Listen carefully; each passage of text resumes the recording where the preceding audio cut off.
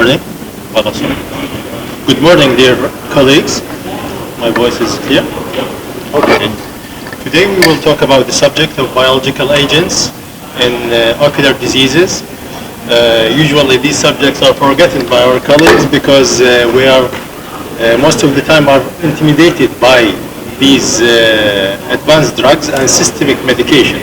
But with the advancement of medicine, we must get some knowledge about these agents, and we will go here through a list of their what do they mean, their indications, complications, immunological background, and the dosages, and a summary about some of the landmark studies that show their efficacy.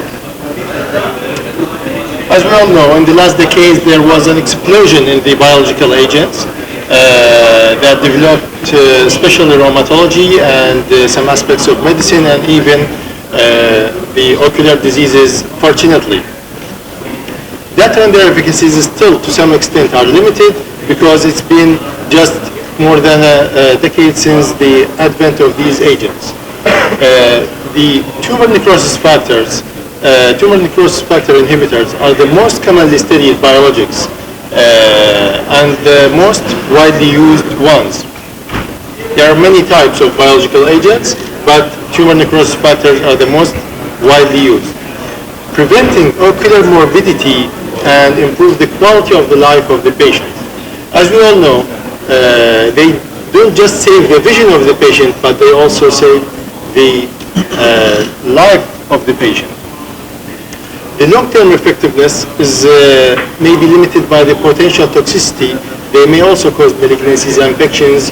They're rare, and they are more expensive surely than simple steroids, but and none are universally effective. There is no single agent that will act on all types of uveitis. But since they have targeted immune modulation, theoretically reducing the short-term side effects that are common to non-biologic immune modulator drugs, such as antimetabolites and steroids. They are either bioengineered by the recombinant DNA technologies or the monoclonal antibody technology. The monoclonal antibodies, the MAP stands for monoclonal antibody.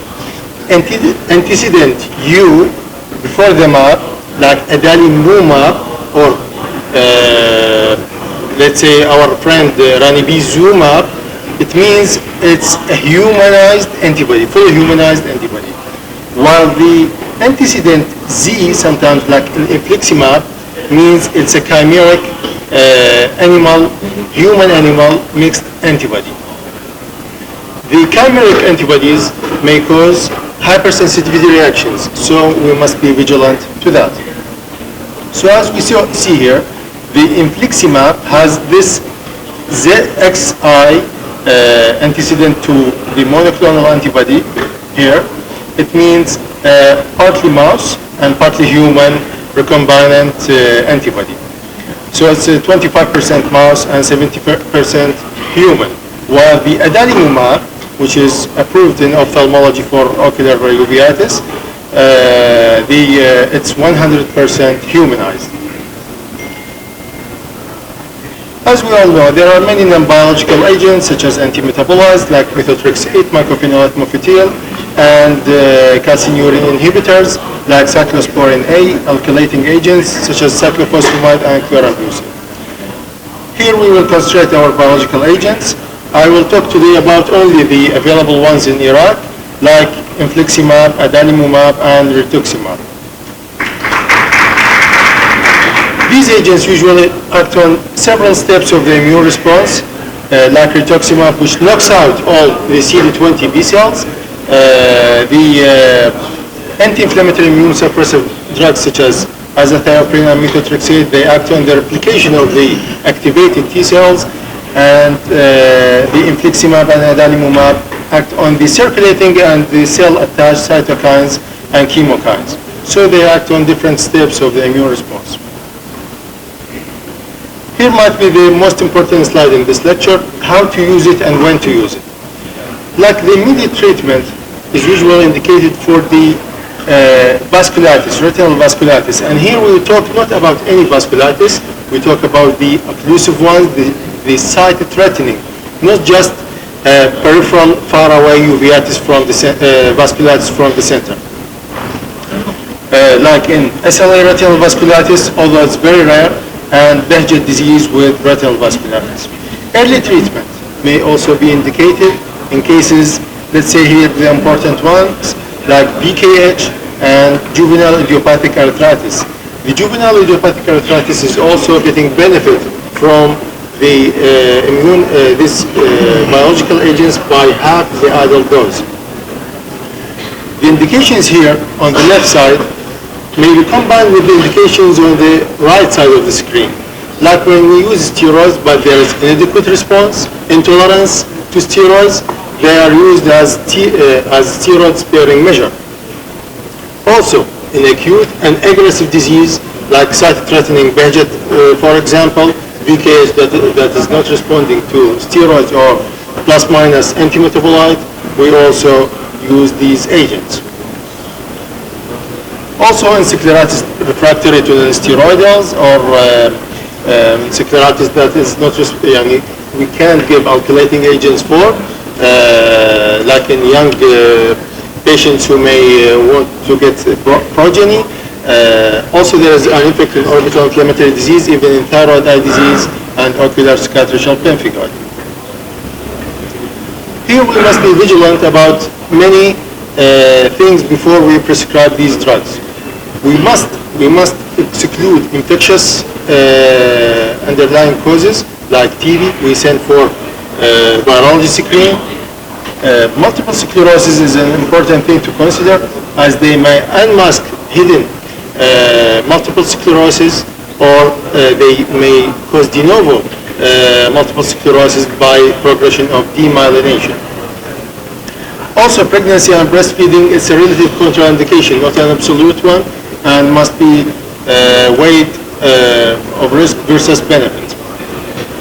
So they need a meticulous follow-up by infectious screen, CBC, renal function, liver function, and to exclude the above contraindication. As we said before, infliximab is a chimeric one, and it may cause an infusion reaction, and this is usually dispensed by the rheumatologists and monitored by them in the ward. Yes.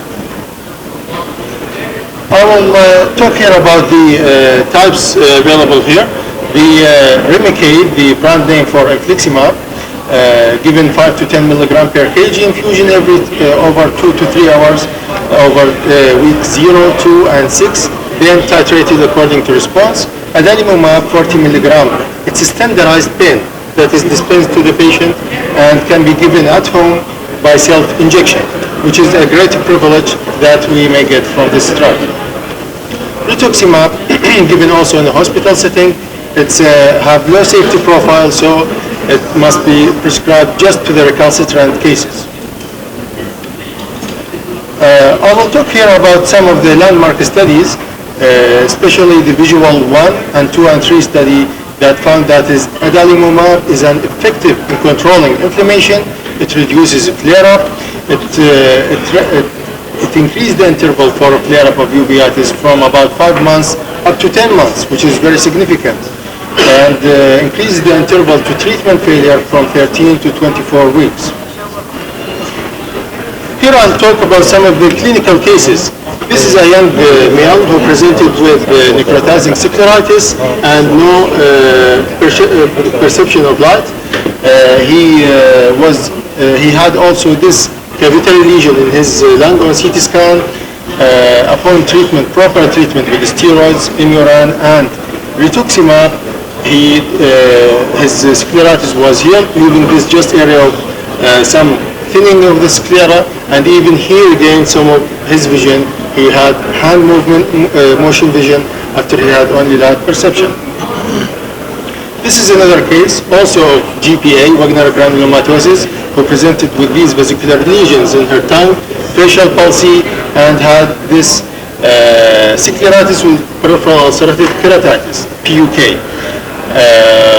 After treatment with rituximab, steroids, and Imuran, she resolved to 6-9 vision, and she only had some subconjunctival fibrosis and peripheral thinning, despite we saved her life through the diagnosis. This is a case on the left of the screen. We see diffuse venous vasculitis, how it responded after 2 or 3 injections of Humira. The vasculitis is almost disappeared and the patient regained 6-9 vision. And this is how the macular edema resolved in this patient. And thank you very much for listening.